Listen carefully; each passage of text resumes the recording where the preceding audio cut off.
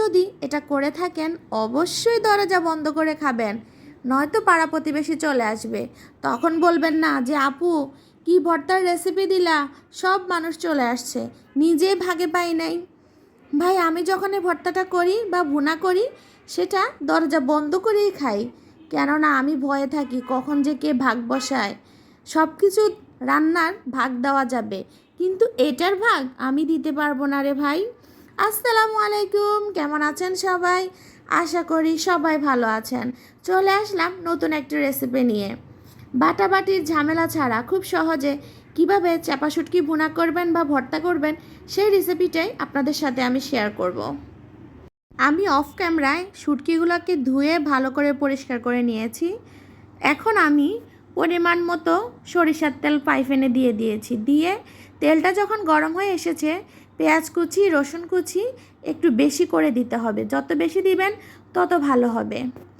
আমি এখানে যখন পেঁয়াজটা আর রসুনটা একটু নরম হয়ে আসছিল তখন আমি লবণ, ধনিয়ার গুঁড়া, জিরার গুঁড়া, একটু রসুন বাটা এখানে দিয়ে দিলাম।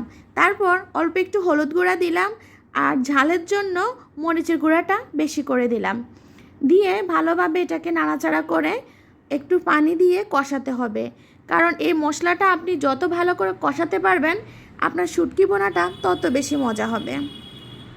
আমি ভালোভাবে কষিয়ে নিচ্ছি ঢাকনা দিয়ে দিয়ে, একটু পর পর নাড়াচাড়া করে তারপর কষিয়ে নিলাম মশলাটাকে। এখন আমি ধুয়ে রাখা চাপা শুটকিগুলোকে দিয়ে দিব মশলার সাথে, দিয়ে ভালো করে নাড়াচাড়া করব। কারণ এই শুটকিটা এ পর্যায়ে দিলে খুব ভালো একটা স্মেল থাকবে, আর চাপা শুটকির একটা বাজে গন্ধ থাকে, সেটা আর আপনার কাছে লাগবে না। কারণ আমার মশলাগুলো একদম তেল উপরে উঠে এসেছে, তাই মশলাগুলো একদম ভাজা ভাজা হয়ে গেছে। এ পর্যায়ে চাপা শুটকি দিলে কোনো রকমের ব্যাড স্মেল থাকবে না, বরং আপনি অনায়াসে এক প্লেট ভাত খুব ভালো করে খেতে পারবেন। চাপা শুটকি দেওয়ার এ পর্যায়ে আপনি কিন্তু চুলাটা একদম কমিয়ে দিবেন আর ঢাকনা দিয়ে রাখবেন। কিছুক্ষণ পর পর ঢাকনা উঠিয়ে ভালো করে নাড়াচাড়া করবেন, কারণ এটা কিছুক্ষণ পর পর ঢাকনা উঠিয়ে এভাবে নাড়াচাড়া করতে হবে, তাহলে কালারটা খুব সুন্দর আসবে। আর যদি আপনি চুলার আগুনটা বাড়িয়ে রাখেন তাহলে কিন্তু এটা পুড়ে যাবে। তাই আপনাকে একদম কম আঁচে আস্তে আস্তে রান্না করতে হবে, ধৈর্য নিয়ে রান্না করতে হবে। আর যখন হয়ে আসবে ভর্তাটা তখন একদম আঠালো আঠালো একটা ভাব চলে আসবে, তাহলে আপনি বুঝতে পারবেন যে আপনার চাপা শুটকি ভুনা বা ভর্তাটা একদম রেডি। যখন আমাদের ঠান্ডা জ্বর এরকম থাকে তখন এই চাপা শুটকির ভর্তা ভুনাটা করে আপনারা খেতে পারেন, তাহলে আপনাদের মুখের রুচিটা ফিরে আসবে।